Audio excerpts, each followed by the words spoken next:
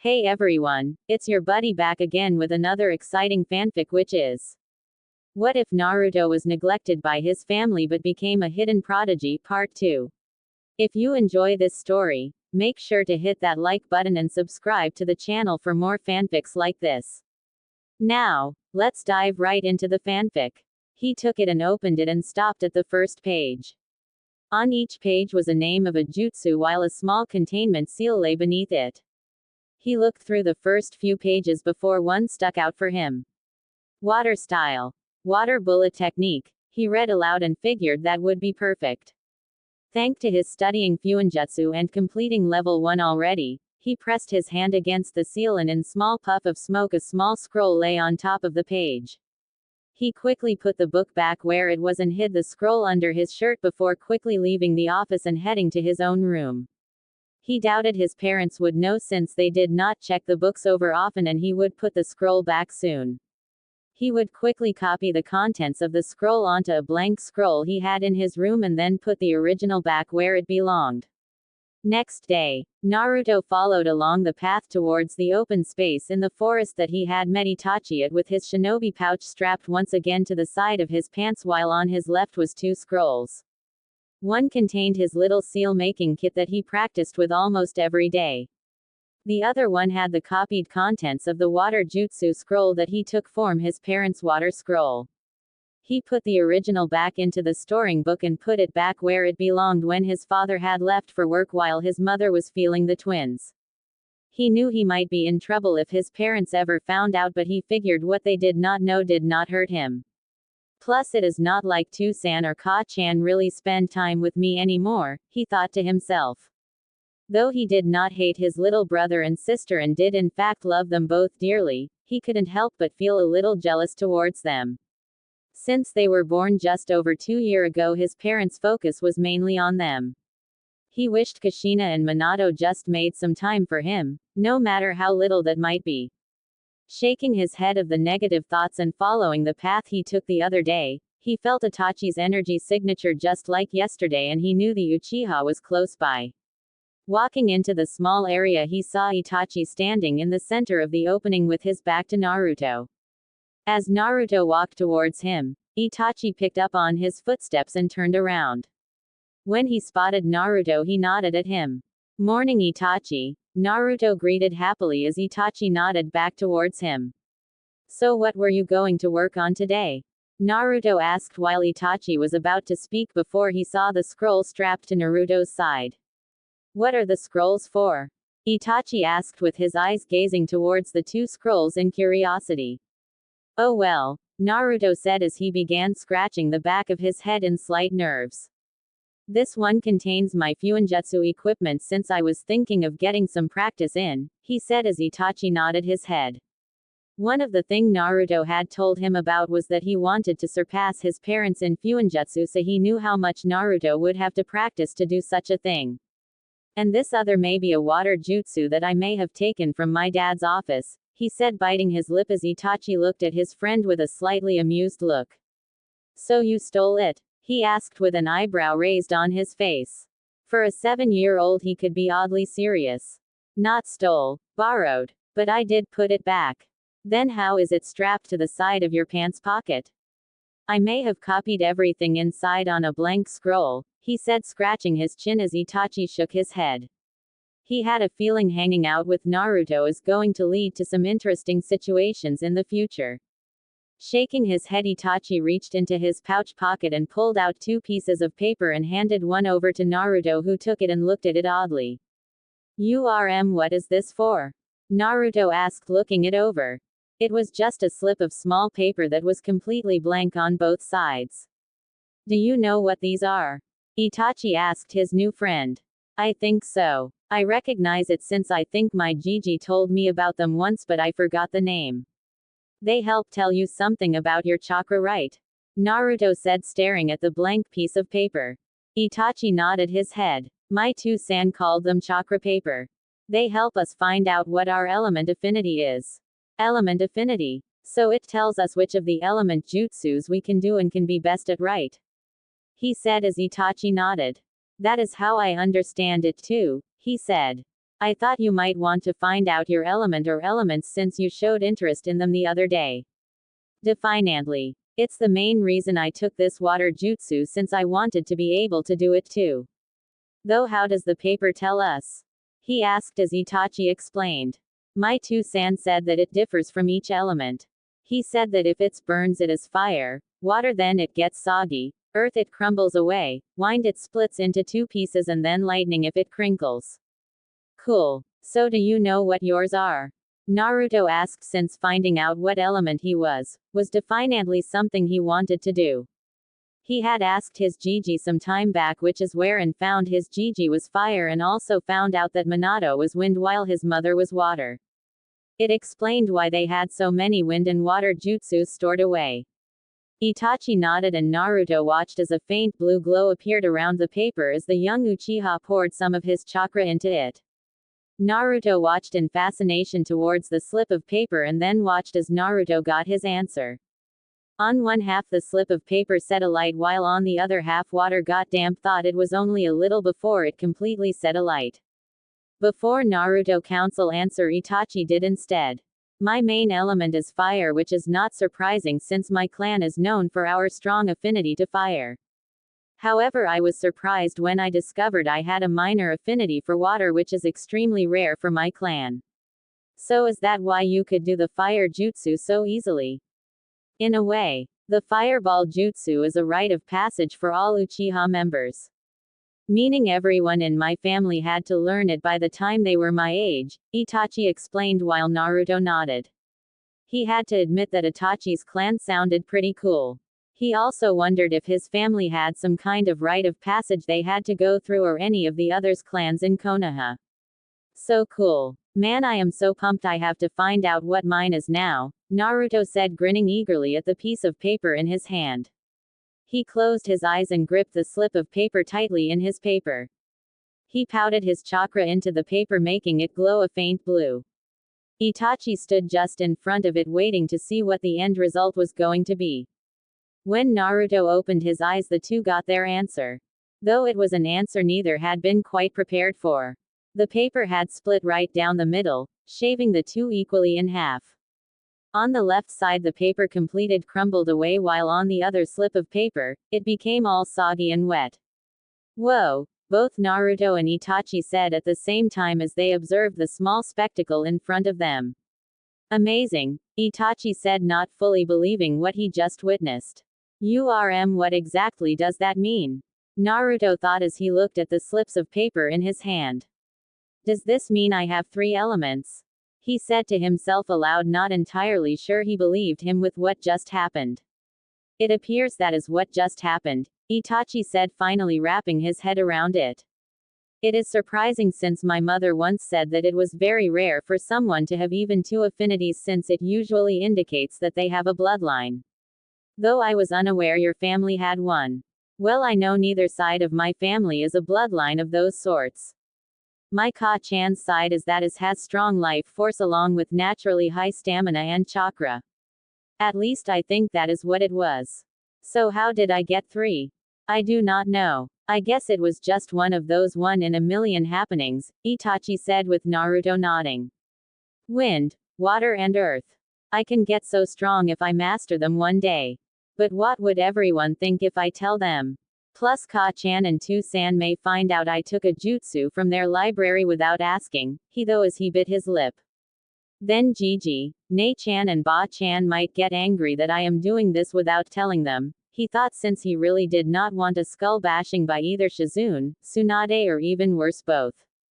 The two were crazy strong. Plus he dared not think what his mother would do. She was known as the red-hot habanero for a reason and even Naruto knew not to cross his mother when she was in one of her moods. Hey Itachi, he called getting the boy to look at him. Do you think we could keep this between us for now? No one knows I am looking into elemental ninjutsu and they would probably tell them I am not ready for it yet. So could we maybe keep this between us for now? Itachi raised an eyebrow at the question but shrugged and nodded indicating that it was not a problem. Naruto thanked him and the two got to their training. While Itachi went back to practicing his shuriken jutsu, Naruto began looking over the water scroll with a new burst of life and energy. Now that he knew he had water element, it made him want to tackle this jutsu and get it down even more so than before. Minato stood on the small platform as he overlooked the academy ground as well as the new academy students stood in front of them all with looks of concentration on their faces. At the back the parents stood as they watched this proud moment that a lot of them had been waiting a long time to see. Today you make your first steps into becoming a shinobi and your first step to becoming a protector of the Leaf Village. You all start your journey on the road to becoming ninja to protect Konoha and all of the Land of Fire, but what does it mean to protect? Why should you protect this village and country? That is a question you will eventually have to answer yourself. However, being a ninja is a serious job, so not do so lightly. Your comrades and this village depend on you, so do your loved ones. One only becomes strong when they have something that they are willing to protect to the death. Step forward today and makes us all proud. The new academy students clapped loudly, as did the parents, as the fourth Hokage gave them all a wave of embarrassment from all the cheering they were giving him before suddenly he disappeared in a yellow flash. As he disappeared, a similar head of blonde hair looking down at the ground and just gave a tiny sigh as he watched his father disappear. You okay, Naruto? His friend Itachi, who was standing beside him, asked as he had seen him sigh when his father had flashed away.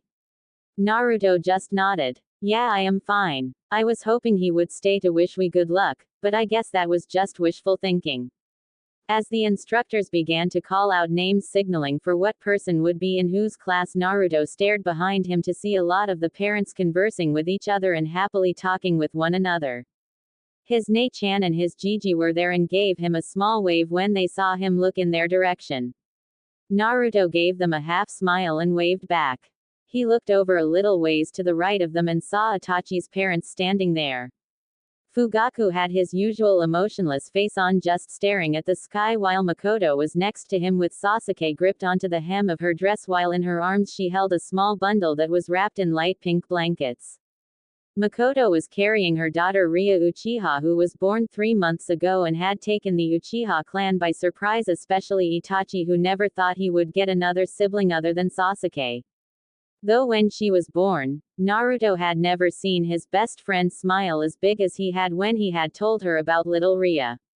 As he scanned the mass of parents, he had noted that a certain redhead was not at the ceremony, which was one of the reasons he felt so down right now. His mother had decided it was best not to go to his genin induction. Though this time it was not the twins or work duties that kept her away this time. Just like Makoto, Kushina had been given the biggest surprise when she discovered she too was expecting another child. It made her extremely happy, especially when she and Minato discovered they were expecting another girl. While Naruto was genuinely happy that he would get another younger sibling, it also meant that he would be saying goodbye once again to any quality time with his parents. 9 months later, little Mina Uzumaki had been born, this time in the Leaf Hospital and with no crazy giant foxes trying to destroy the village. One look at her and everyone knew she would grow up to be the carbon copy of Kushina. Little tufts of red hair lay on top of her head with the same skin tone and even the same violet eyes that Kushina and Naruto had. Though he was weary of the fact at first, when he held his youngest and newest sister in his arms for the first time, just like Itachi had with Ria, Naruto quickly loved his baby sister and silently promised her that he would protect her and would get strong to protect her and the rest of their family. His and Itachi's drive to train and get stronger hit a new intensity when their baby sisters were born. Naruto Uzumaki Namikaze. Naruto heard as the noise went silent and all watched as Naruto walked over to the man who just called him. He was a man in his early 30s with brown and hair and eyes, wearing the standard Chunin uniform. Namikaze-sama, I will be your instructor for the next 4 years. I am Itamo Oba. It is nice to meet you, Oba-sensei. Please look after me, Naruto said, bowing a little and in a polite tone. Naruto got in line with some of the others kids that were in his class. He smiled when Itachi was called by their sensei, which meant they would be in the same class together. He was happy to have one friend with him. After about 20 minutes, the parents all said their goodbyes, as well as Shizune and Hiruzen, who gave Naruto a good luck and goodbye before they left. Walking through the academy, they arrived in their classroom and quickly took their seats. Naruto and Itachi sat in one of the middle rows. They were joined in the middle row by a purple-haired girl who gave them both a shy hello, which they happily reciprocated. As they sat in their seats and listened as their new sensei explained the life of a shinobi and elaborated on the speech Minato had given them earlier, Naruto took a look around the room to see if there was anyone he recognized. Other than Itachi, the only other girl he recognized was a girl sitting at the front. She had brown hair with slightly tanned skin and had red fang marks on each of her cheeks. By her legs he saw 3 little puppies all snuggled together and were leaning on her leg as her hand scratched one of the on the head. "An Inuzuka," Naruto whispered, to which Itachi heard and nodded. "Her name is Hana Inuzuka, the heiress of the Inuzuka clan. My Ka-san and hers are old friend back from their genin days," he said as Naruto nodded. "I think the same for mine." Continuing to look around the room, there were 2 others that stood out to him. One was a sickly-looking child who was coughing every few minutes. His skin was slightly pale and looked like he could be knocked over by a simple gust of wind. He had brown hair and dark eyes and rested his arms on the desk. The girl beside him was a purple-haired girl that had her hair tied up in a pineapple-shaped ponytail. She had a dark shirt on along with a slightly tanned skirt. She was playing with a kunai in her hands and looked like she wanted to throw it at the nearest person she could find. Naruto shook his head before his mind wandered elsewhere and thought about his current strength. His Fuinjutsu had now completed level 2 and was now moving on to level 3. Hiruzen no longer acted surprised when it came to his Fuinjutsu. He knew Naruto was in every way a prodigy when it came to the art. Since level 2 focused on weight seals and things of that nature, he and Hiruzen applied a few weight seals to him to help with his body conditioning and to improve his strength and stamina. He had mastered the water jutsu he took from his parents' library, thought it took him a little while to fully get it down. Afterwards he just found water jutsus just fitted him, and since his parents were so focused on Kushina's pregnancy, neither noticed him make a few more stops to their library. Now he knew 3 water jutsus while Itachi had knew 3 fire jutsus. His training with Shizune continued and was surprised when Tsunade got involved and decided that since Hiruzen was teaching him Fuinjutsu and Shizune his chakra control, she would teach him taijutsu since it was one of her specialties. She had tried to show him the slug-style taijutsu, but she quickly found it just did not fit his style at all. So instead she began showing him the senju style. Even though she did not use it often herself, she was trained in it since it was her clan's taijutsu style. While it was not perfect for him, he made it work, plus Tsunade had been adjusting small parts of the style to help fit him. She even had Might Guy, Konoha's resident taijutsu expert, come and take a look at the style for Naruto. Guy had cried out how wonderful it was that Naruto was training to become a great shinobi and cried out about some youth for whoever knows why. Guy even showed him some of the Goken style. When Naruto showed an aptitude for that style as well, Guy and Tsunade decided to entwine the 2 styles together and create something completely new. They didn't have a name for it yet, but Naruto knew it had to be something awesome. And when it came to taijutsu, Naruto was learning quickly as well, once again showing that being a prodigy and being hard-working was already paying off for him. "Naruto, pay attention," Itachi said, elbowing him in the side, jogging Naruto back to attention. Right, sorry," Naruto whispered back as Itachi shook his head at his friend's habit of letting his mind wander. Naruto paid close attention to his sensei and what he was discussing to the class, thought he had noticed that some of it Shizune had already covered in his studies with her. "I don't think the academy is all it is cracked up to be," he thought to himself as he shook his head and tried to drown out his sensei's voice. The purple-haired girl next to Naruto saw his lazy form and the look on his face and covered her mouth to stop from giggling. "Young lady, is there something you wish to say to the class?" their sensei said, who looked like he did not enjoy being interrupted, while all student eyes fell onto the purple-haired girl. The girl blushed a little and twiddled her index fingers together. "No sir. Sorry, sensei." What is your name? He asked, looking towards her. The girl stuttered a little.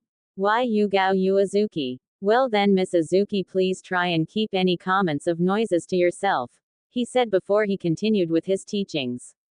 Nodding, she fell quiet as the rest of the class fell back to listening to their sensei. Everyone except Naruto, who had turned his attention to Yugao. What were you laughing at? He asked, since he had heard her giggle from beside him. I was laughing at you. You had a funny look on your face and made me laugh, she said as Naruto's eyes shot up in surprise before internally he grinned. You mean expressions like this? He asked before he began pulling multiple different faces at Yugao, who was turning red and had to cover her mouth with her hands. Their sensei never saw any of this as Naruto pulled funny faces at Yugao, who looked ready to burst out laughing. Next to him, Itachi rolled his eyes, though half a smile on his face as he watched his friend act that way. Though Naruto was a lot like him and was quiet and serious most of the time, he had moments where a more fun-loving personality took hold of him. It was a lot like his mother's in that way. Naruto had inherited more than just his eyes from his mother. From the front row, Hana Inuzuka saw what he was doing and laughed into her hand as well, thinking that what he was doing was very funny.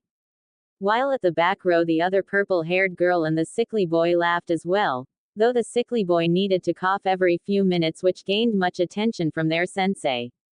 End of the day. At the end of their first academy day, most of the children went home to their parents so they could tell them all about the great first day and what they had learned.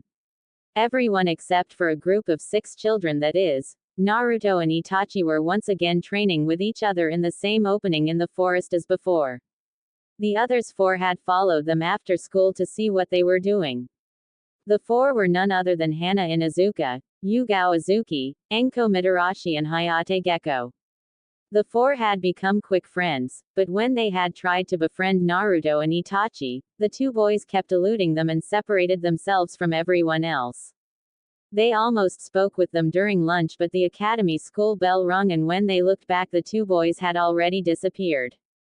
Hayate-kun, stop coughing or they will know we are here, Yugao said to the ill boy, who nodded.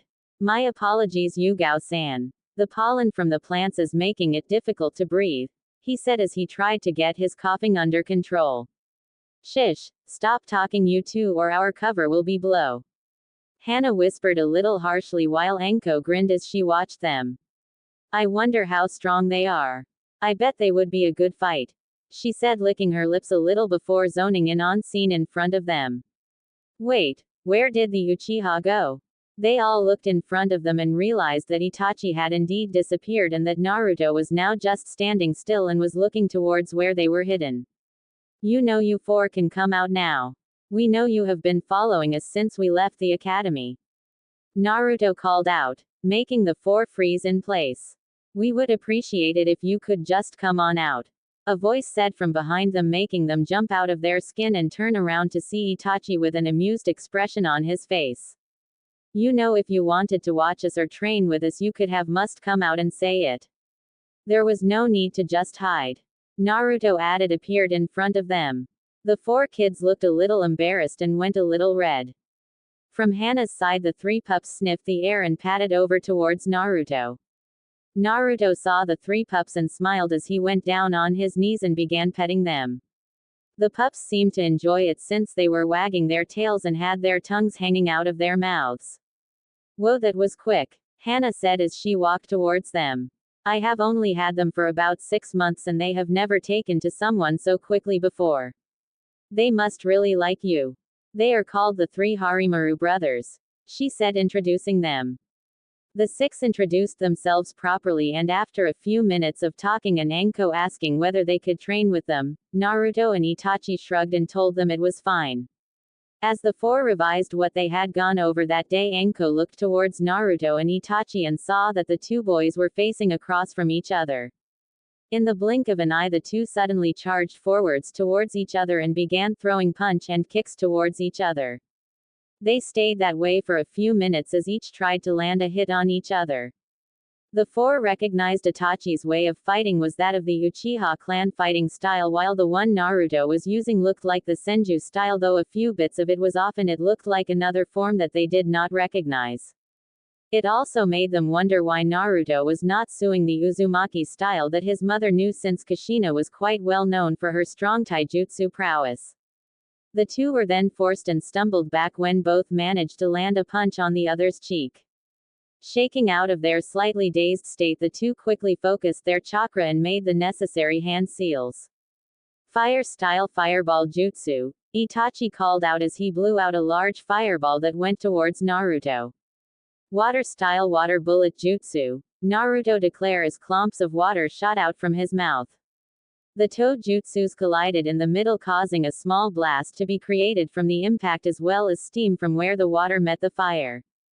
The steam caused the view of the two to get blocked out for a few minutes as the four tried to make out where the two boys were. Though they knew they were fighting if the sounds they could hear were any indication. "They are incredible," Yugao said as she watched their sparring bout with each other. "I didn't think people our age could do elemental ninjutsu. I mean, they are so hard to do and the chakra control has to be so precise."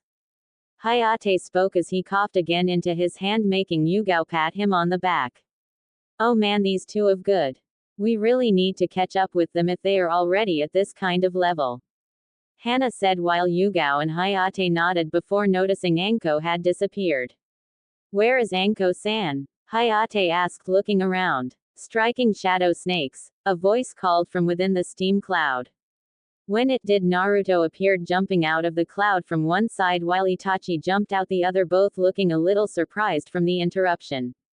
The steam mist disappeared and they were all surprised to see Anko in the middle with what looked like two fairly large green snakes coming out from her sleeves, both impacting the ground where Naruto and Itachi were formerly standing. Snakes, they all thought, while Naruto and Itachi narrowed their eyes as the snakes and the purple-haired girl. They were wary of her suddenly because of that snake jutsu she used. There was only one person that both were aware of that had connections to snakes and who could use snake-like jutsus, and that man was no longer part of the Leaf and was one of the worst traitors that the world had ever seen.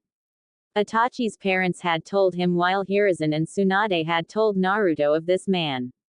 So it left the question to the two boys that was, now on both of their minds. How can she do snake techniques?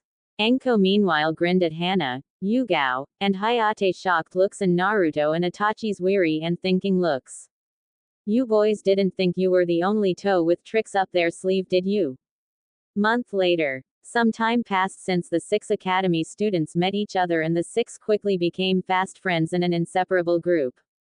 Since the first training session, the 6 met up whenever they could and would spar with one another and help each other get stronger. The academy quickly saw that Naruto and Itachi were prodigies after only a few days. It was mainly noticeable when the two were first showed how to do the henge technique and managed to master it by the end of the day, which left the instructors baffled. Itachi was quickly becoming known as the prodigy of the Uchiha clan, where Fugaku and Makoto were immensely proud of their son, while Naruto was the same for his family. He was even surprised when Kushina and Minato had hugged the life out of him when they found out.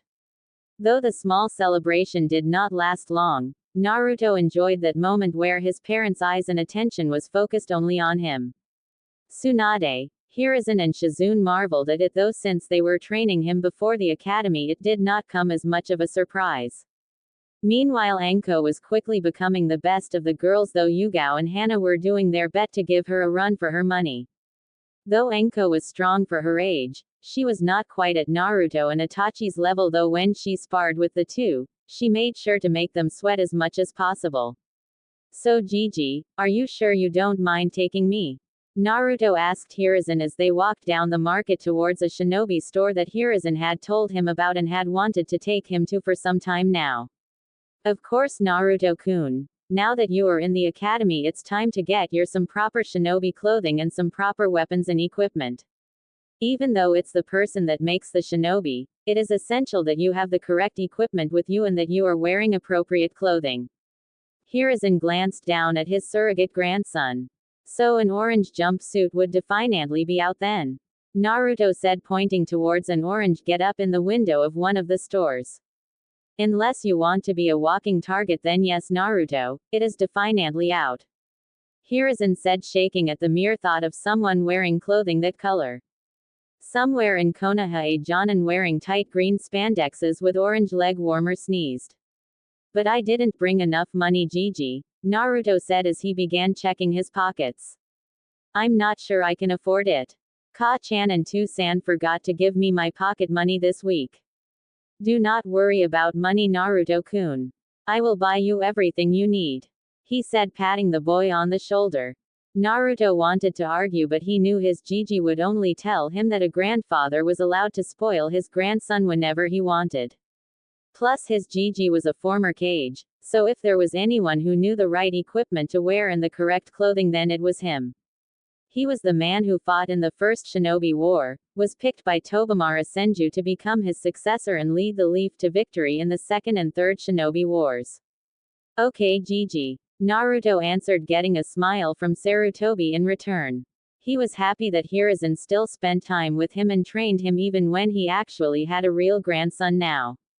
Konohamaru Sarutobi was born a month before little Mina was born by Hikaru Sarutobi, his eldest child and only daughter.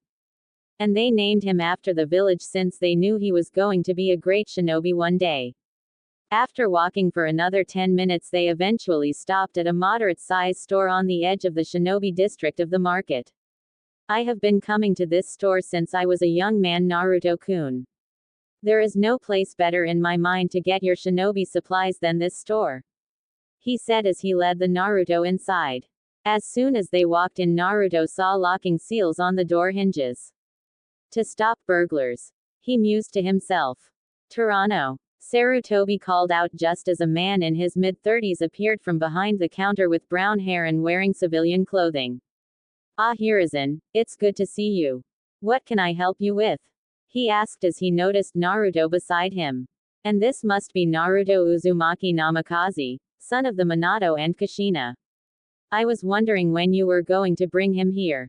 Now that Naruto-kun is in the academy, I believed it was time to get him his proper shinobi gear.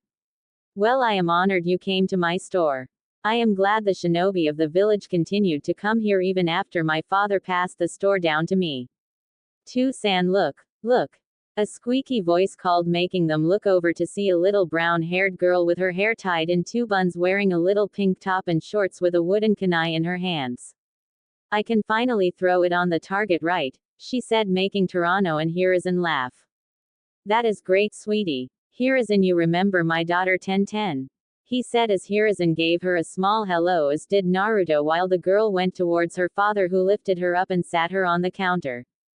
Naruto looked around the store, and it was no wonder why the place was popular with the shinobi in the village, as well as why his Gigi liked it so much. On the walls as well as in secure racks were weapons of all different types. Swords, axes, nunchaku, sai, and a whole range more. On another side were rows and row of different clothing ranging from kids his age to people the size of Akamichis, and were in a variety of colors, though most were dark colors, the brightest being a purple and red top and skirt.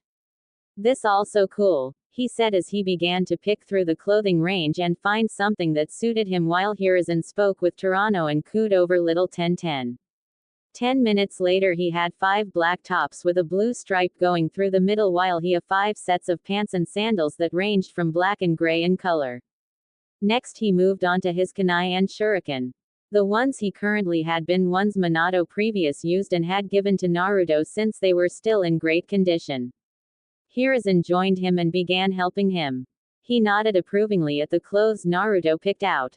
A kunai and shuriken made of chakra metal. Good eye, Naruto. Chakra metal? Naruto asked, not quite remembering what it was. It is metal that allows chakra to run through it, so that it makes the attack stronger than just using it normally, he said as Naruto marveled at it.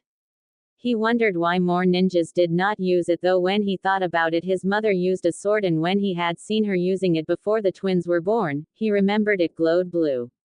He realized it must have been chakra metal. They added them to the basket and continued looking through the small aisles. They also got to a small section that had scrolls and inks for fuinjutsu. They also sold sealing scrolls. Naruto didn't know that someone could sell sealing scrolls or other sealing-related equipment. He made a memory to save that information for later. Finally they browsed at the different weapons they had on display as Naruto and Hiruzen looked over them. You know Naruto, your mother is very powerful when it comes to the art of a sword. She could probably fight the 7 swordsmen equally and come out on top if she wanted to. Hiruzen said as he picked up a katana, looked it over and handed it to Naruto. Maybe you might follow in her footsteps. Naruto took the katana in his right hand. He held it in his hand and swung it through the air a little. He looked it over and had to admit it was a beautiful katana, and he knew the art of a sword was a major area of being a shinobi. There was Kiri, who he knew had the 7 shinobi swordsmen of the mist, 7 of the best there was with a sword. Kumo, he had been told, learned an academy style of kenjutsu whilst in the academy and normally carried a sword with them. Then there was Iron Country, where they had samurai instead of shinobi and were training extensively in the art of kenjutsu. Hiruzen watched as a frown appeared on his face. What's the matter, Naruto-kun? I'm not too sure, Gigi. It is just the sword does not feel right in my hands, he said as Hiruzen and Toranno looked in surprise. Interesting, they both thought. As for the next 10 minutes, Naruto tried handling all the swords that Toranno had, but yet all of them just did not feel right in Naruto's hands, with him saying that they just felt off. This is an interesting development, Hiruzen said, tapping his chin. Are you sure wielding a sword is something you want, Naruto? Naruto just nodded his head. I want to be a great kenjutsu user and to one day surpass my Ka-chan. Toranno listened in and spoke what he was thinking. You know, when my father ran this store, he always told me that a sword were like an extension of one's arm and that swords in a way have a life of their own. He said that the wielder does not choose the sword, but instead the sword chooses the wielder. Maybe the reason you don't connect with the swords is because the sword you are supposed to wield has not been made yet, he offered as Hiruzen and Naruto thought about it. Little Tenten meanwhile just listened and watched from the top of the counter. Would you make the sword? Hiruzen asked as Toranno shook his head. Not myself, but I have a trader from Iron Country that visits here a few times a year. He worked for my father and even did some business with. I can contact him and ask for a blacksmith to construct a sword for Naruto. The man he does dealing with, believe it or not, is Muramasa Sengo, he said, getting a look of surprise from Hiruzen. Who is that, Gigi? Naruto asked. Muramasa Sengo is one of the best blacksmiths of our era, Naruto-kun. His katanas and weapons he makes are works of art, and many would like to get their hands on one of his swords. He is also the man who built your mother's katana, Toranno said, getting a look of surprise from Naruto. He had only seen his mother katana a few times since she always kept it in a storage seal on her wrist, but it was truly a beautiful katana. It was called the Kitetsu. Seeing his mother wield a blade was one of the reasons he wanted to become great at kenjutsu and to one day surpass her, since she was the best in Konoha. Would you really be able to get Muramasa Sengo to make Naruto a sword? Hiruzen asked as Toranno nodded. He was good friends with my father and always offered to help him. He gave me the same courtesy.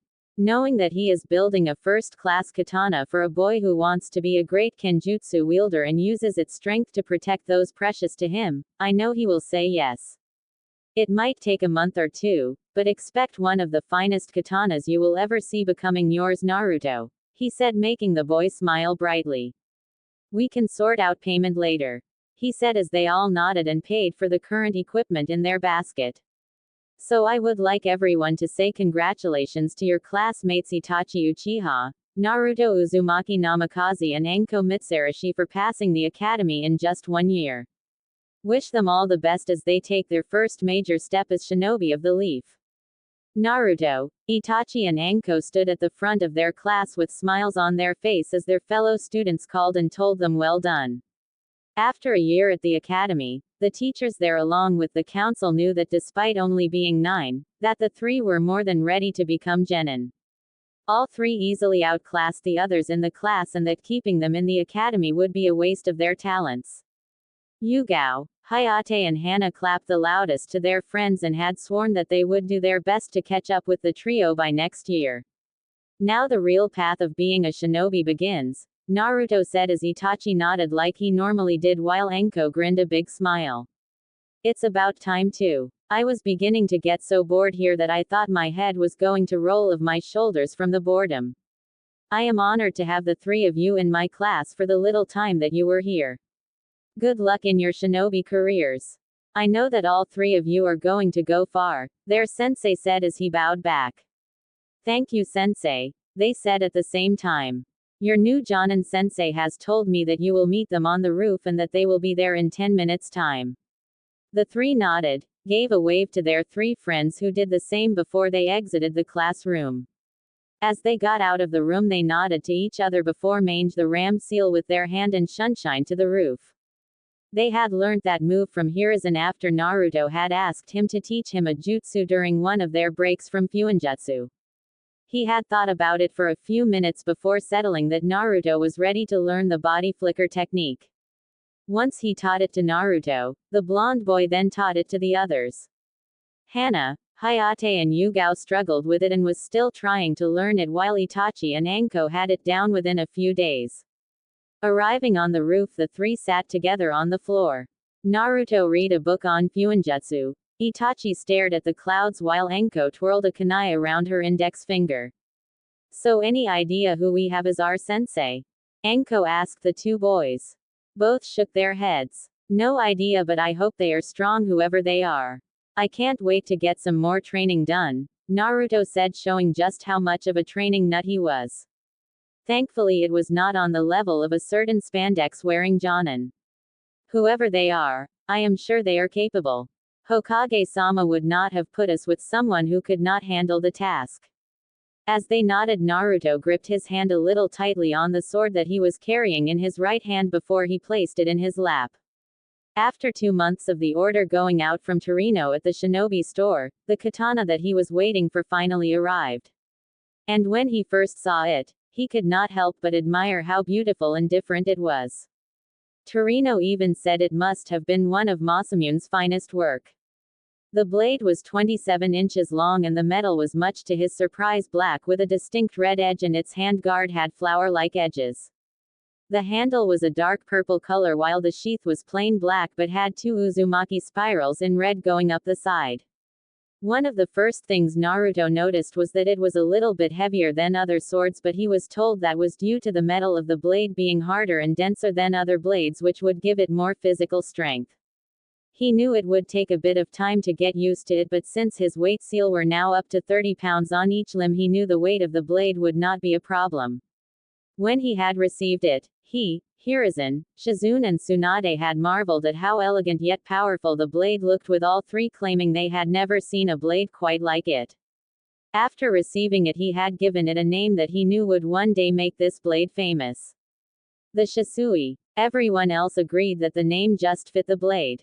He made a storage seal on his wrist similar to his where his mother kept hers, since he wanted to keep the Shisui on him at all times.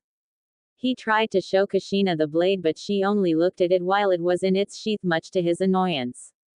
He debated in his head whether to ask her to teach him kenjutsu, but due to past experiences of wanting to ask either Kushina and Minato to train him, he decided against it and figured he would eventually come across a style that worked for him. Until then he could practice with it nonetheless.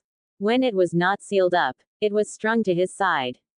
He didn't want to strap it since it just felt right staying in his hands. If I ever meet Muramasa, then I must give him my eternal thanks for this, he thought. As he thought about his sword, an energy signature he recognized appeared to be heading towards them at a great speed. Itachi and Anko saw him tense up a little and were now on alert, since they recognized when Naruto could sense someone. While they readied to defend themselves, they saw Naruto quickly relax, indicating whoever it was they were not hostile towards them. Just as they three settled, a swirl of leaves appeared in front of them. When the leaves all disappeared, they all looked in surprise, especially Itachi when the person standing in front of them was none other than a Jonin uniform-clad Makoto holding little Ria in her arms, who was giggling madly. Makoto Obasan. Ka-san. What are you doing here? Itachi asked, since he was surprised to see his mother wearing her Jonin uniform. He could not remember the last time had seen her in her old shinobi uniform, which looked like most of the other uniforms except she had an only one sleeve, leaving the other arm bare, and wrapped around her left thigh was a gray sash with the kanji for fire on it, while on her back was a strapped tanto. Well, is that not obvious, Itachi-kun? You are waiting for your Jonin-sensei and here I am, she said, getting 3 gobsmacked looks before Naruto fist pumped the air. Awesome. Makoto Obasan is our sensei. He cheered as little Ria looked a little confused but cheered as well. Enko looked happy since she knew that Makoto Uchiha aka Konoha no Hai Misuderesu, Fire Mistress of Konoha, was one of the best kunoichis in the village. She was up there with Tsunade and Kushina. Are you sure, Ka-san? But what about Sasuke and Ria? And does Tu-san know about this? Do not worry, Itachi-kun. Sasuke will stay with one of our sitters while Ria will be with me during our D-rank missions. Then when we eventually get to higher missions, I will arrange for some of the other clan members to watch over them while I am with you all. And do not worry about your father. Even if he does not like it, I am a shinobi of this village and I felt it was time to get back into this life. Plus I have always wanted to take a genin team, and who better than the team my son is in, she said, kissing his forehead, making him blush a little while Ria sat in her big brother's lap. Well, now that I am here we can introduce ourselves to one another since it is a must-do for a new team, she said as she sat in front of her new team. Say your name, your likes, dislikes, hobbies and dreams for the future. I will start. My name is Makoto Uchiha. I like my family, fire jutsus, my friends and the village. My dislikes are traitors, rapists, those who hurt children and those that dare to hurt my family. My hobbies are learning something new every day and cooking. My dreams for the future has already come true, she said as she looked at her oldest and youngest and smiled. Enko, why don't you start? My name is Enko Mitsurashi. I like my few friends, Dango, fighting and blood, she said, making them sweat drop a little at the last part. My dislikes are perverts, men who think women can't be as strong as them, arrogance and more. My hobbies are making people who I don't like miserable. My dreams for the future, to kill a certain white snake, she said as she got serious at the last part. Her 2 teammates looked at her curiosity since she had never mentioned that last part before, whilst Makoto narrowed her eyes. She, like the other higher-ups in the village, were aware of Enko's past and understood why she wanted that as her dream. Itachi was up next. My name is Itachi Uchiha. My likes are my friends, family, ninjutsu and genjutsu and visiting cafes. My dislikes are those who try to hurt my precious people, stake, and those who think they are better than everyone else and who only crave power for selfish reasons. My hobbies are meditating and training to be a great shinobi. My dream is to protect my home and surpass the Uchihas of old. And now our last member, she said, nodding to Naruto, who nodded. My name is Naruto Uzumaki Namikaze. My likes are my precious people, ramen, fuinjutsu and kenjutsu. My dislikes are people who try to hurt my precious people, rapists, perverts and those that gain power for selfish reasons. My hobbies are training, spending time with my Gigi and my friends. And my dream for the future is to surpass my parents and to become a great protector of the village. That is a wonderful dream, Naruto. It sounds like you want to be Hokage one day. Naruto shrugged. If my path as a shinobi leads me there, then I guess so. Me, Ria said as she put her hand up, wanting to have a go, making the others laugh at the cute little girl. Another time, Ria-chan, Makoto said, taking her daughter from her eldest and making the girl pout a little. So what do we do now? Naruto asked. Well, now we will break up for the rest of the day. We don't need to get familiar with one another since we all know each other. Tomorrow I want all of you to go to training ground 13 since I want to test how strong the 3 of you are. I have an idea on Itachi and a little on Naruto, but none on you, Enko. I want you all there at 9 a.m. Understood? Hi, sensei, the 3 spoke, making Makoto smile. This is going to be an interesting experience. I can't wait to rub in Kushina's face, she thought, chuckling evilly in her mind. Since you are the only team who have currently graduated from the academy, the 3 of you are automatically made genin.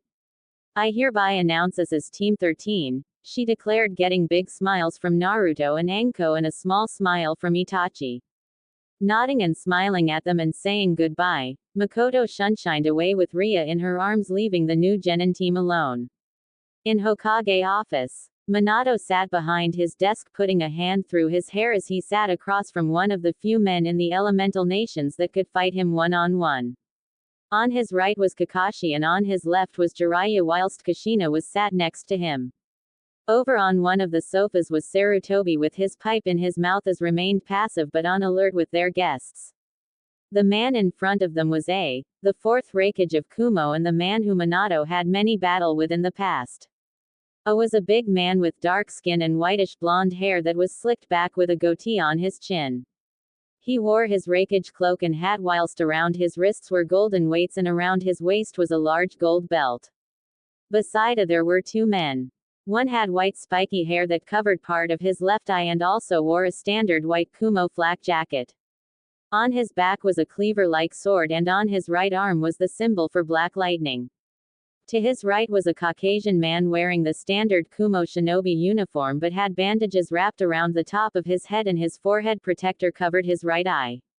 Welcome to the Leaf Village, Raikage-sama. I am happy that you made it here safe and sound. Minato spoke as snorted a little but thanked him nonetheless. Yes, well, since we are here, we may as well get right down to it. No sense it postponing this, he said as Minato nodded while Kushina kept her guard up. Since the attempted kidnap on her life by Kumo shinobis when she was younger, she had always been very weary around Kumo shinobi. To be frank, she did not trust them one little bit.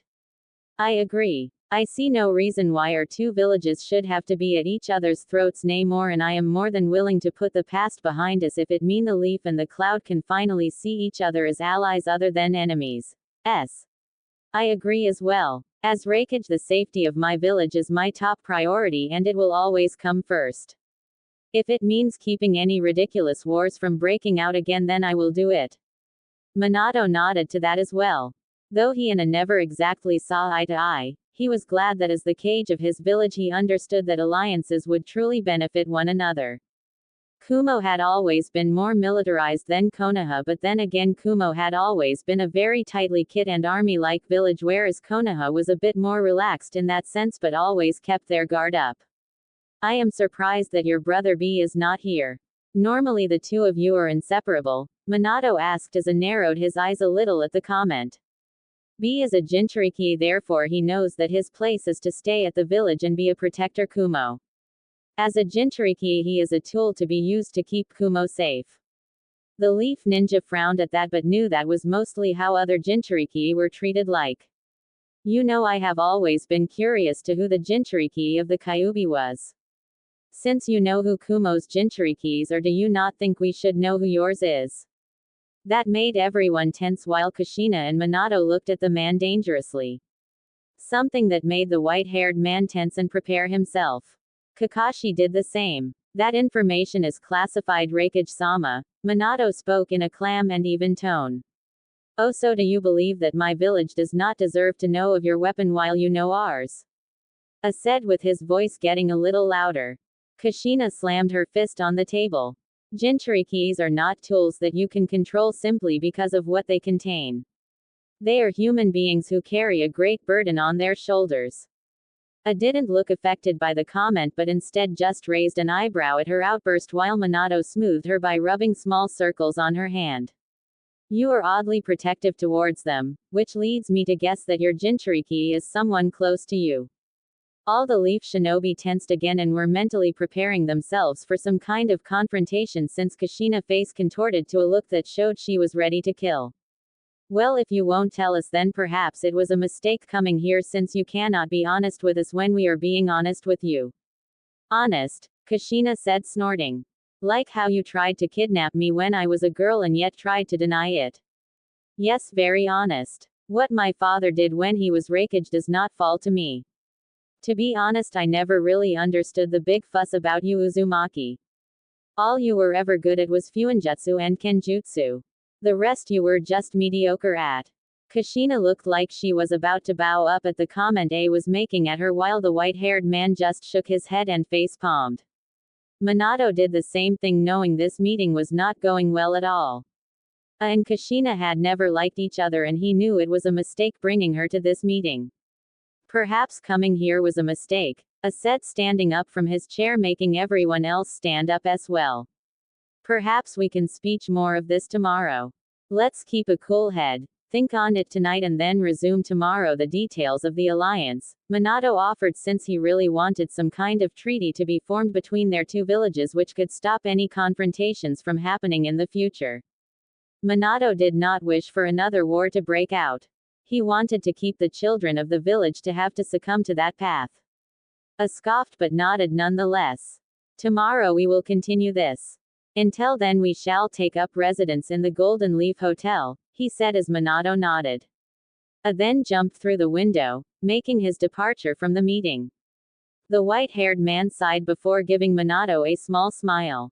Sorry about the window. It's okay. We know of a few people who tend to not use doors, Minato said motioning to Jiraiya who scratched the back of his.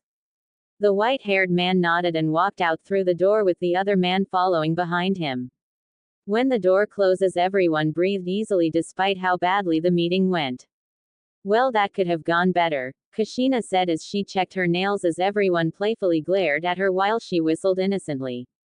With Team 13, night began to fall as Naruto, Anko and Itachi sat at Ichiraku's ramen while Shizune sat to the side of them with Mito and Eiji by her side. She was looking after the children since after the meeting with the Raikage, many of the clan heads were having a get-together.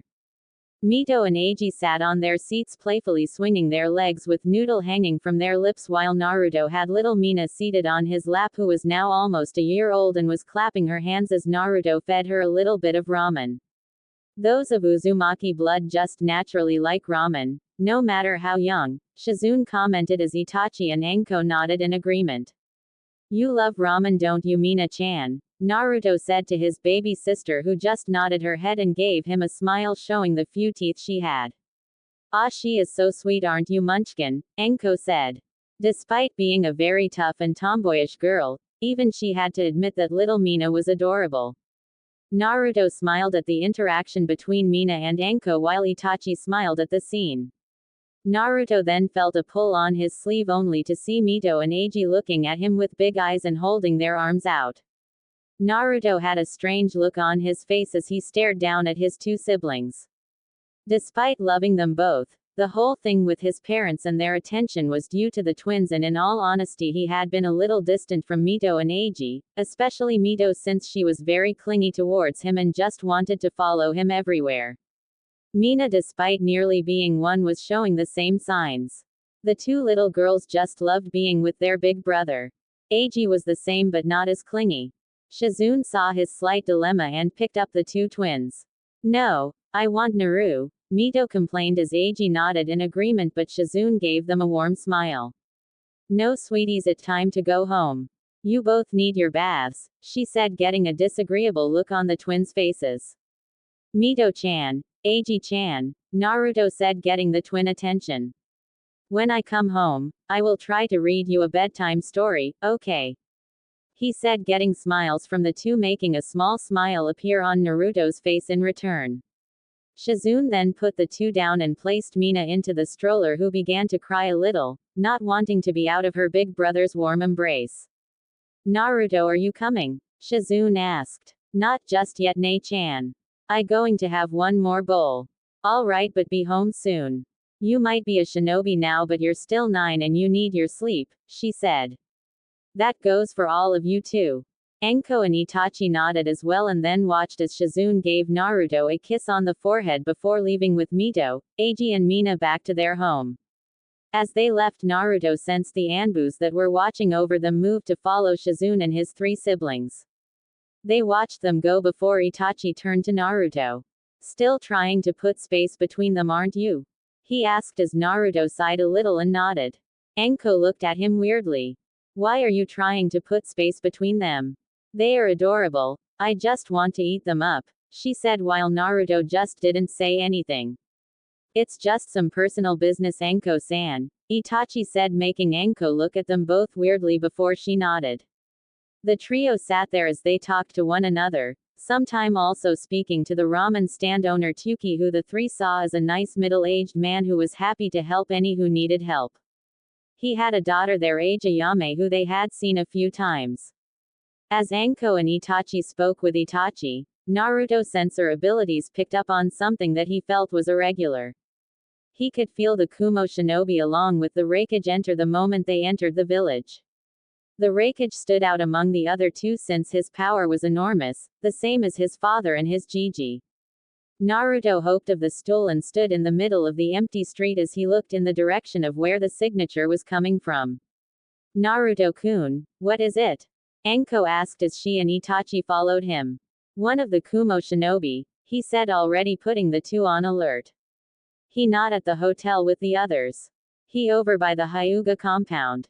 Why is he there? Naruto said aloud, making Itachi and Anko widen their eyes. You don't think he is going to kidnap a Hyuga, do you? Anko asked, since they were both aware that Kumo for some reason desired the Hyuga clan dojutsu, the Byakugan. Let's go check it out, he said as the two nodded and headed towards the Hyuga compound. It only took a few minutes before they arrived on one of the buildings opposite the Hyuga compound, and Naruto immediately began scanning the area for the Kumo shinobi he could sense. After a moment of search, he saw a black-clad figure against one of the outer walls, showing it to be the Kumo shinobi with the forehead protector covering his right eye. In his right arm, their eyes widened when they saw the Hyuga heiress, Hinata Hyuga, unconscious in his left arm. Anko, go warn my father. Now, he said as Anko did not need to be told twice before taking off as fast as she could. All the clan heads are at that gathering. He knew the head of the Hyuga clan would not be here, Itachi said as Naruto nodded. We have to buy some time. We can't let him get away. Naruto and Itachi took a deep breath, knowing this could go very badly, but they were shinobi of the lead now and it was their duty to protect the people who live there. As the Kumo shinobi was about to move, both boys threw shuriken towards him. The Kumo shinobi sensed them coming and dodged out the way and landed a little to his left. He looked to his left and his eyes widened a little when Naruto appeared a little in front of him with the shisui unsheathed and descending towards his head. He expressed interest in the black sword for a moment before he grabbed a kunai from his right pocket and blocked the strike, though buckled a little from the strength of the blade and saw his kunai crack in a few places. However, when he blocked and focused on Naruto, Itachi appeared to the side and grabbed Hinata from the man's grasp. They both heard the man curse loudly as Itachi jumped away as fast as he could, with Naruto doing the same. They regrouped with each other while protecting Hinata. Give me the girl, brats. You don't want to piss me off, he said, taunting them. We are shinobi of the leaf. We will not let you kidnap one of our own, Naruto said back. The man laughed before making a few hand seals.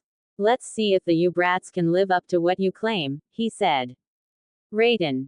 Dendo Underi. A thin wire of lightning erupted from his midsection and shot all around him and toward Naruto and Itachi, aiming for their stomach as if wanting to bisect them.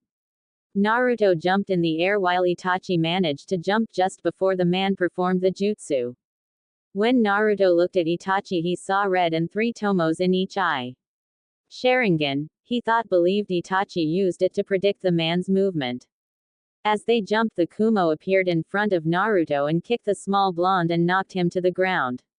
He did the same to Itachi, but with the Sharingan activated, Itachi managed to dodge the swipes and kick them and was giving him but could not attack due to having Hinata still in his arms. Itachi gritted his teeth a little since he could not fight back, but then heard Naruto's voice. Water style. Water bullet, he said as balls of water made their way towards the Kumo ninja. The Kumo nin jumped out of the way, enabling Itachi to appear in the gardens of the Hyuga compound and lay her on the ground before going back to the battle. Returning, he saw Naruto with his blade redrawn, blocking quick and powerful strikes from the Kumo nin. Though Naruto was managing to block, the man's superior strength forced him to get pushed back and against a wall.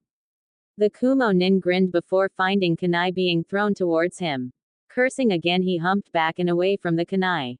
Naruto and Itachi then stood next to one another and charged towards the enemy. Naruto threw punches and palm strike towards the Kumo Nin, specifically trying to hit a few of the weak and pressure points that Tsunade and Shizune had told him about. Itachi meanwhile was trying to sweep his legs with his Uchiha style. They tried pushing him back, but the man was an adult and his physical strength was superior, so they used their smaller bodies to dodge his strike, which were quite slow, and were able to dodge them. Though he did manage to land a few hits on the two, he was surprised that they just kept getting back up and throwing strikes toward him. He swore he even felt a low-level genjutsu get put on him before he managed to quickly get rid of it with a pulse of chakra. The Uchiha, he thought, since he knew with the Sharingan, Itachi would try and put him in a genjutsu and trap him. The Kumo ninja started getting annoyed when the two genin did not let up before they both jumped back. Kaiten. Gokaku no Jutsu, Itachi called as a fireball erupted from his mouth and toward the ninja. The ninja saw it coming and jumped in the air to dodge it, but his eyes widened when he saw Naruto was now in front of him and had Shisui drawn out again. Naruto swung his blade just as the Kumo Nin tried to push himself back. Despite the dodge, the tip of the Shisui sunk into the man and slashed him across the chest. Naruto landed next to Itachi, both who got in their stances again as the Kumo Nin fell back a little and gripped his chest. "You little shit," he said as he checked his wound and saw it was shallow but went across most of his chest.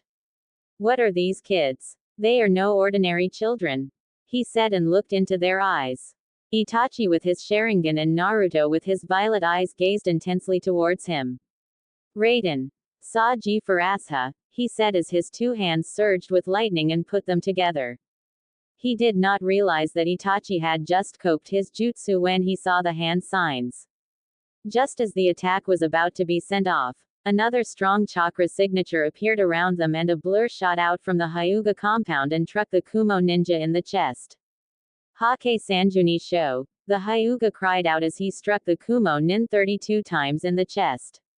When it was over, Naruto and Itachi watched as the man stumbled back a little before blood spurted out of his mouth, his eyes rolled into the back of his head and dropped to the ground dead.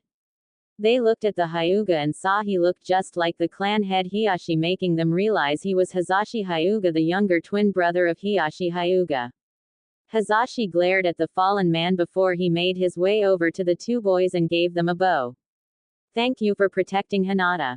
They were about to respond before Naruto felt a large mass of multiple chakras appeared. From their right they looked over and watched as Naruto's parents, Jiraiya, Tsunade and the clan heads appeared along with a few Anbu. "Naru-chan. Itachi-kun." Naruto and Itachi winced a little when they heard their mother's voices and quickly found themselves glommed by Kushina and Makoto, who began to threaten check them over.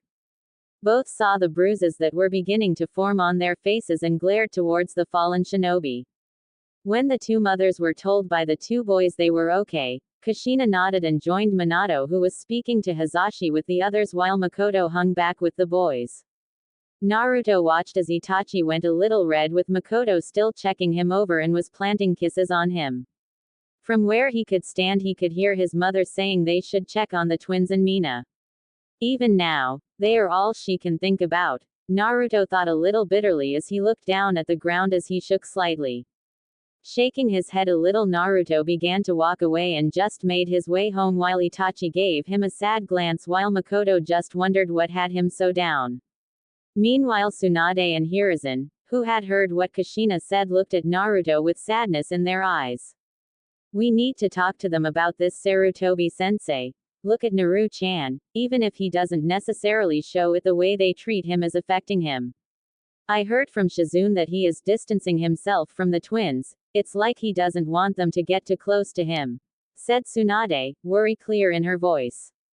"While I agree with you, Tsunade-chan, the question still remains, how would we get them to see what they are doing to young Naruto?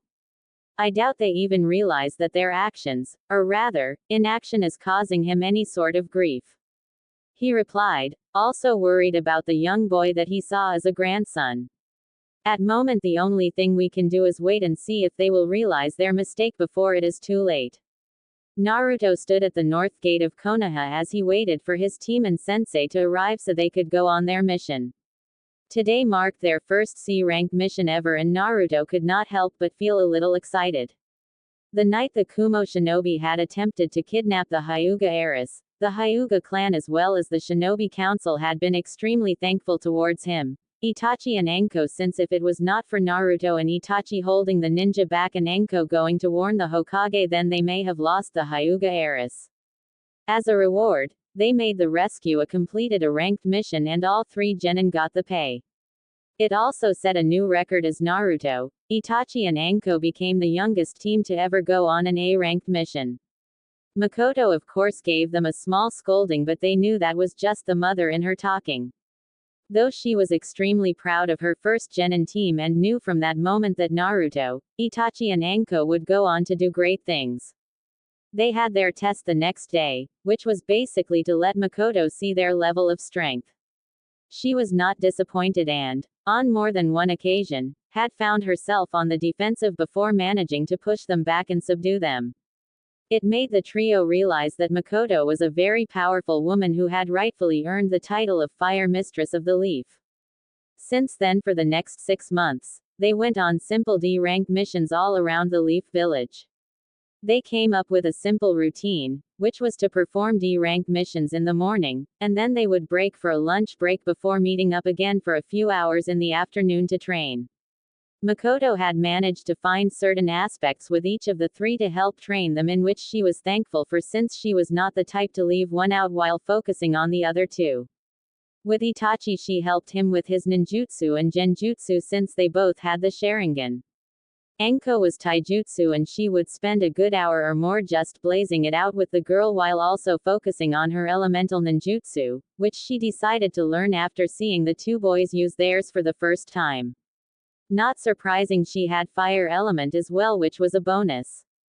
With Naruto she struggled with for a short while before she could also help him with his taijutsu and kenjutsu. Though she used a tanto as a weapon other than a katana, the dynamic were similar, plus it gave Naruto plenty of time to practice his kenjutsu skills against his sensei and improve them. As Naruto thought of his skills, he looked down to the ground and stared at his two hands. He had always wondered what could help him stand out from his parents and teachers, since they were all very world-renowned. His father had the Hirishin, his mother had her kenjutsu and both had fuinjutsu, Makoto had her fire jutsu, Tsunade her healing skills and super strength, Jiraiya had his toad jutsus, Kakashi had his chidori, Itachi his Sharingan, and Sarutobi with his bojutsu and decades of experience. He had wondered what would set him apart from the rest.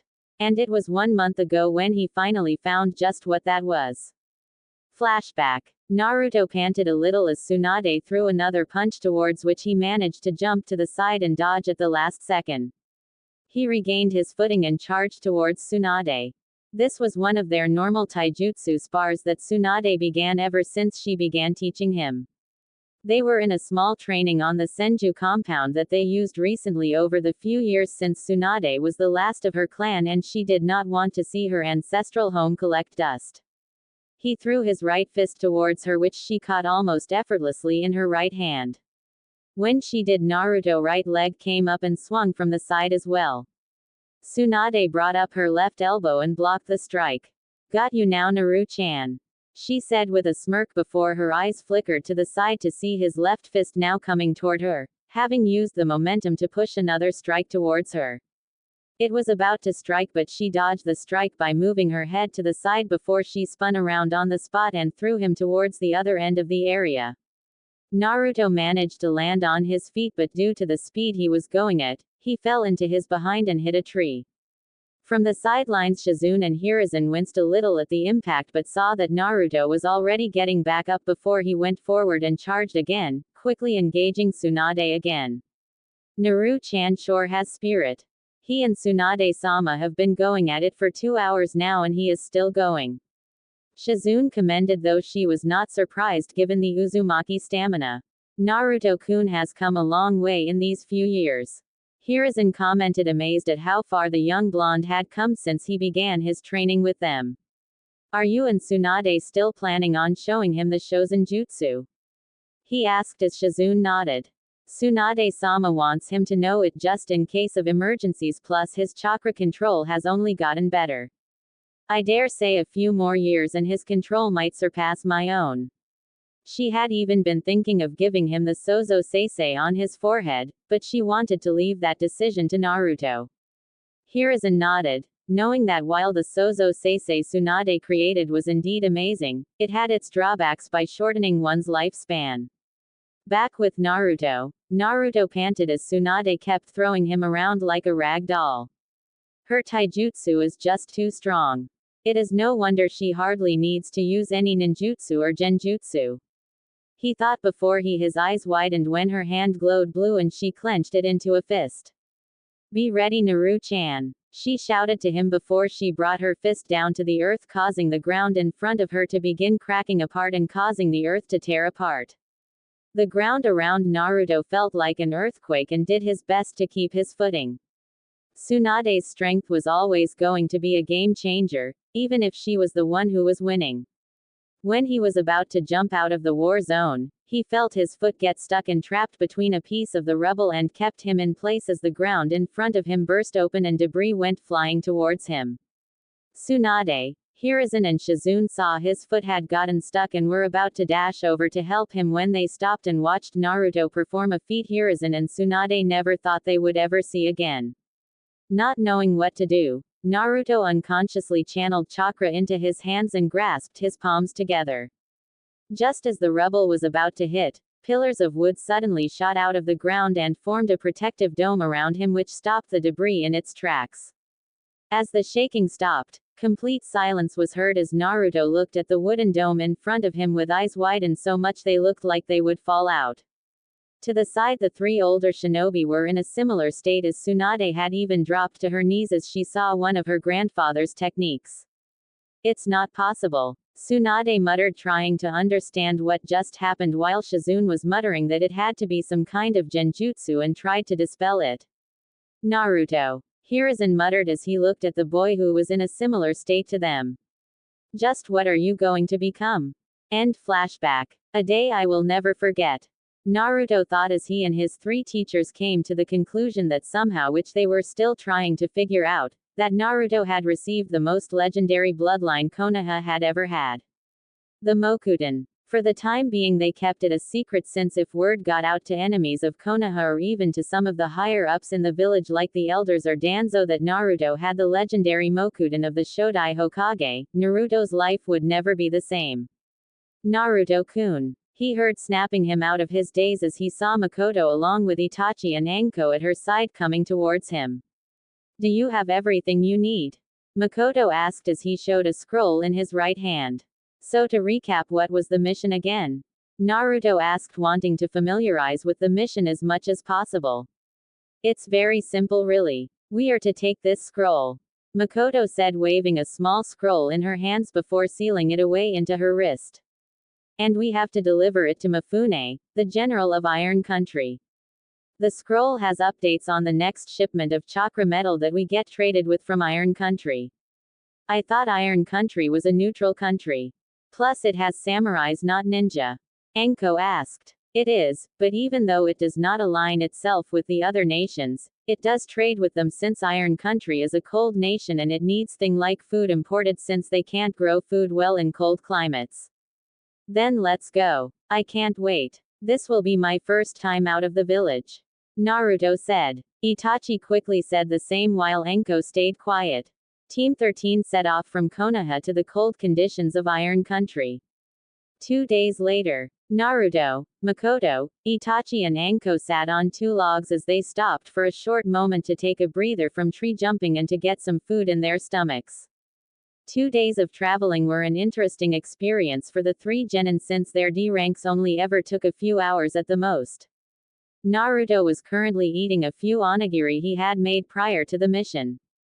Another thing his Nei-chan Shizune had drilled into his head was how to make simple basic meals that could be taken on missions and which would not take up much room. Onigiri had quickly gone to the top of the list and he made sure to make enough for the trip there and back. Makoto and Itachi were eating some leftover stew that Makoto had made for dinner before they left, while Anko was eating some dango she acquired before they left Konoha.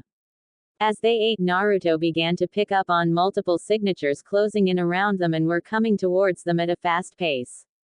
He looked towards Makoto, who had already picked it up, as had Anko and Itachi. The four nodded to each other and silently readied their weapons. A minute later, a swarm of arrows suddenly flew out of the woods around them and hit them, only for all four members to burst into smoke and be replaced by a log. Naruto blocked a sword strike from an overweight bandit before he kicked the man in the gut, which knocked him back and knocked him out. A dozen or so men, who were obviously bandits, ran into the small area where they had been eating. They obviously thought they could win against 3 children and a woman. Where did they go? One asked as they looked over the logs that were now on the ground. Just as another was about to speak, a rustle from above them made them look up to see Team 13 drop out of the trees and in the center of them before they began to attack. Naruto dropped between two and managed to split kick them both in the face, making them get knocked back. When one of them got back up, he ducked a strike and landed a strong strike on his left kneecap, making it break in the process, as well as the bandit fell down holding his knee in pain. The other got up, but before he could do anything, Naruto threw a bunch of shuriken towards him, pinning him to the tree. From his side, he watched as Makoto and Itachi easily took out the bandits around them, though Makoto just looked bored if anything and was simply chopping the back of their necks and quickly tying them up, or drove her tanto through their chests. He watched as Anko shot a snake out of her sleeve, to which the snake then bit down on the man's jugular, causing blood to pour out of his throat and drop to the ground like a sack of potatoes. Anko had killed, and he noticed she had no problem with it. It made him wonder if she had ever killed before.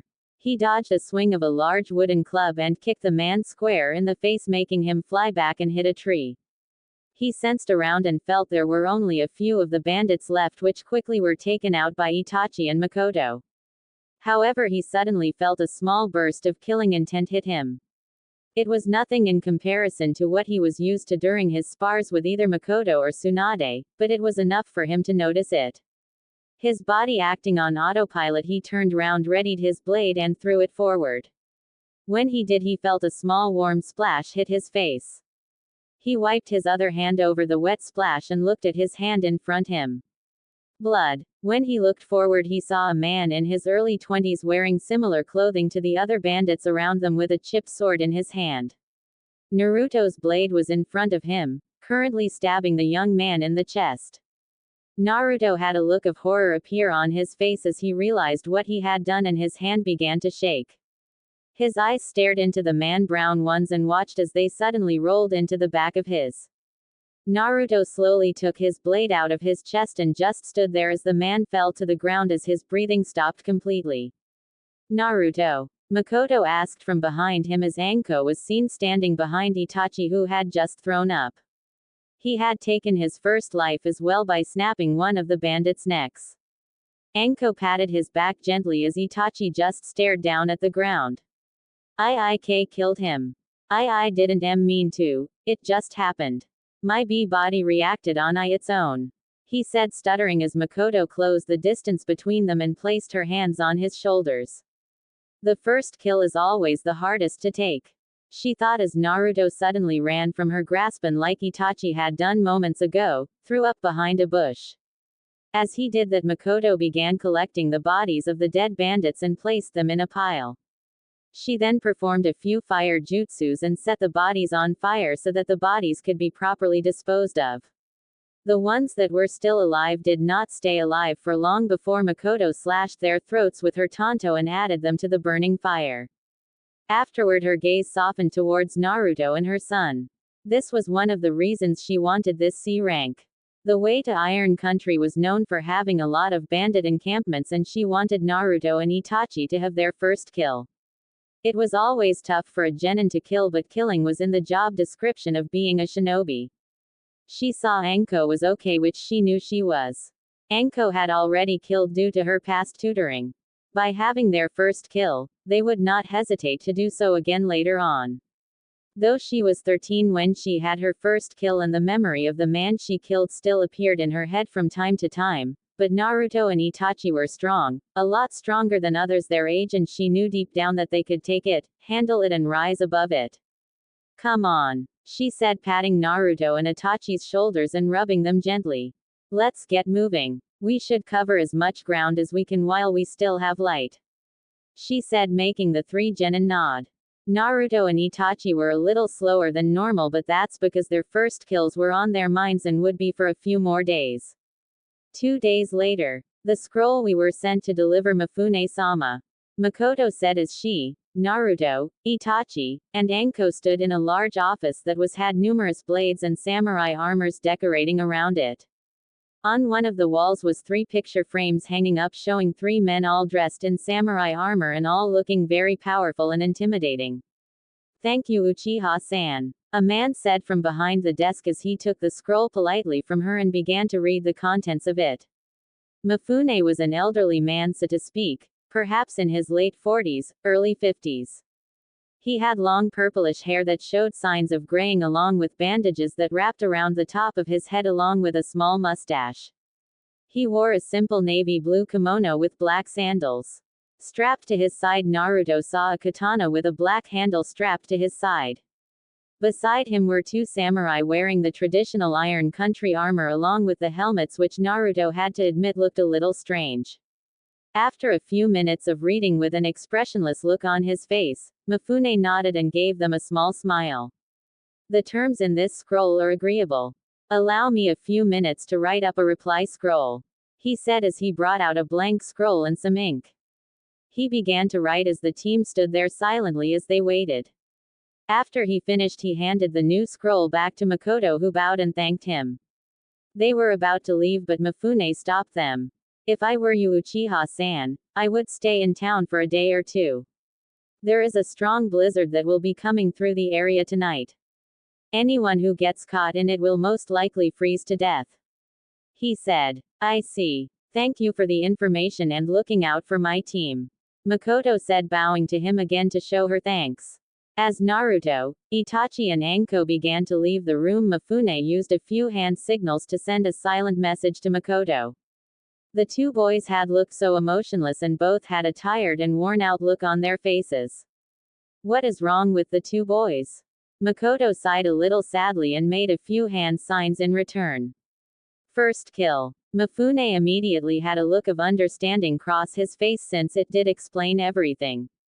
He nodded to her as they left and sat back in his chair while putting his sword in his lap. He noticed Naruto's blade in his right hand, couldn't help but feel intrigued. He knew that not many from the Leaf practiced in Kenjutsu, and it made him a little curious at how he was progressing. Early next morning, Naruto lay on his bed as just stared up at the ceiling spread all over his futon with the image of the man he killed still on his mind. Every time he tried to fall asleep, he would see that man standing in front of him. I wonder if this happens to others who kill for the first time, he thought as he looked out the window to see it was still dark outside, though the morning sun was slowly pushing its way through. He looked over to see Itachi was asleep, having spoken with Makoto for a few hours about it the night before, and he looked a lot better than he did. Makoto did the same for Naruto, however, even with her words, it would not leave his mind. Realizing he would not be getting any more sleep for the time being, he got out of his futon and put his clothes on. He carried Shisui in his right hand and made his way out of his room, which Mifune had kindly given them during their stay in Iron Country and not get caught in the blizzard during the night.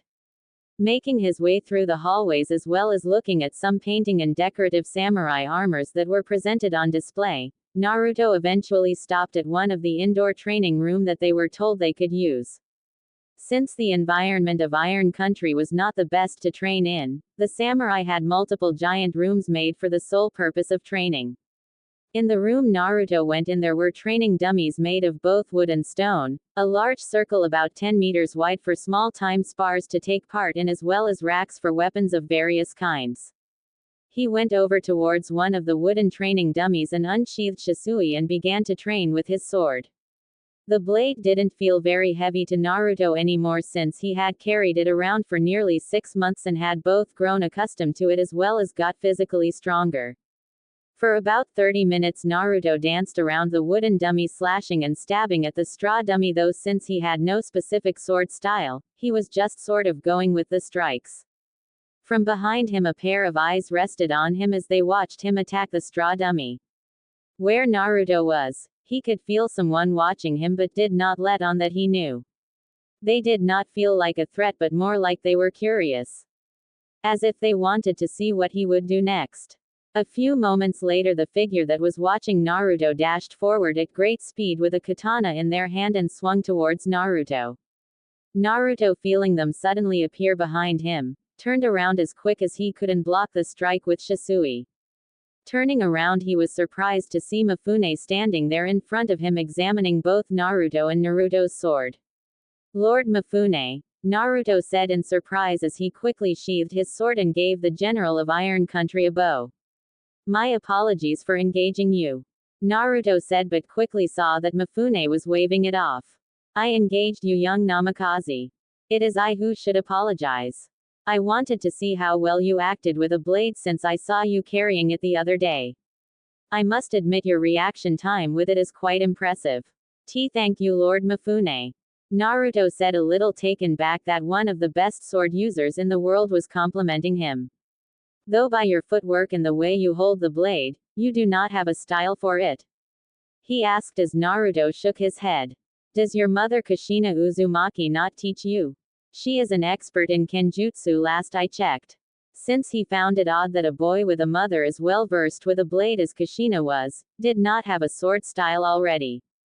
Mifune watched as Naruto shifted a little as well as saw this small look of bitterness cross his face. "My mother is a busy woman. She does not have the time to teach me and continue her other duties in the village," he said, looking away. "I see," Mifune said before his face softened a bit. "May I?" he asked, wanting to take a look at Shisui. Naruto was a little hesitant since his sword was becoming one of the most precious items he had, but allowed it. Mifune took it and immediately noticed that it was heavier than other blades. He also noticed how different looking it was since the metal was black with a red wave-like pattern going down the middle of the blade ending at the tip, but admired its unique beauty. This is a strong blade. A blade meant for a lot of power and physical strength. To be able to hold a blade that is as heavy as it is at your age is impressive. Though you would need a style to fit this, he said as Naruto nodded. "Come," Mifune said as he gave Naruto Shisui back and headed towards one of the sparring circles. They stood in the circle and Mifune drew his blade out of its sheath as Naruto did the same. "Come at me with the intent to kill Naruto-san. Otherwise don't attack at all." Naruto bit his lip a little but nodded. Taking a deep breath, he gripped the handle of Shisui in a tight grip, though not too tight, and went forward towards Mifune. He swung at Mifune, who easily blocked the strike with his blade and first acted on the defensive, letting Naruto get a few strikes in. Every strike Naruto sent towards Mifune, the experienced samurai blocked it each time and blocked it with little difficulty. "You must try much harder than that," Mifune said to Naruto as he spun, catching Naruto off balance and knocked Naruto in the chest with the back on his sword and making him stumble back. Shaking his head, Naruto went forward again, this time striking at a fast speed and trying to catch Mifune off guard. Mifune, though, once again blocked with ease and dodged the strikes. Naruto swung Shisui a little higher than before and brought it down at a greater speed and with a bit more power behind it.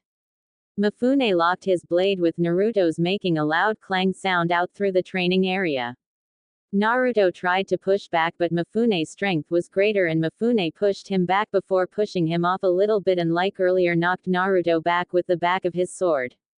Naruto breathed in and out a little heavily, getting a little frustrated that he could not land a single strike on Mifune.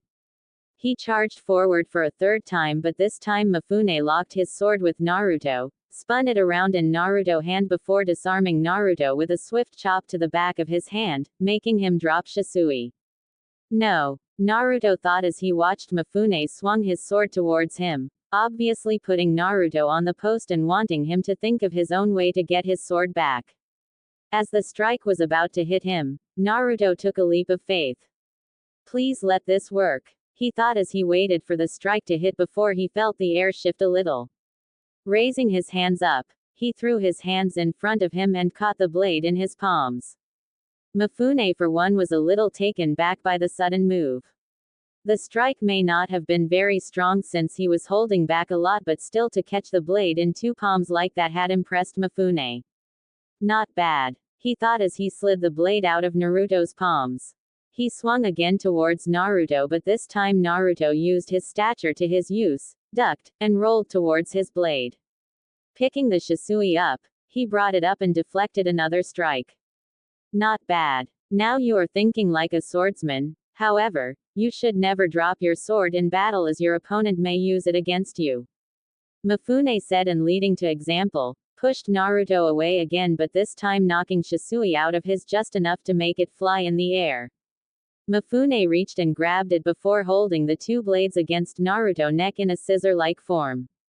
Naruto meanwhile was a little awestruck at how quickly that just happened, reaffirming how strong Mifune was. Mifune examined the boy. He has talent, that's for sure. If he works hard enough and find the right style, then he will be a force to be reckoned with. Mifune gave the sword back to Naruto, who accepted it before taking a few steps back. He sheathed his sword, but kept his hand on the handle. Again, he said, making Naruto look at him for a few seconds before smiling internally and charging forward as the two sparred for the next few hours, Mifune fully believing that Naruto was going to be a force to be reckoned with as he got older. One day later, Naruto packed his belongings and put them away into a storage seal as he and his team prepared to set off back for the Leaf Village. Itachi, Makoto, and Anko were waiting for him just outside the room as Naruto finished the last of his packing. Shisui was strapped to his side as he patted the handle.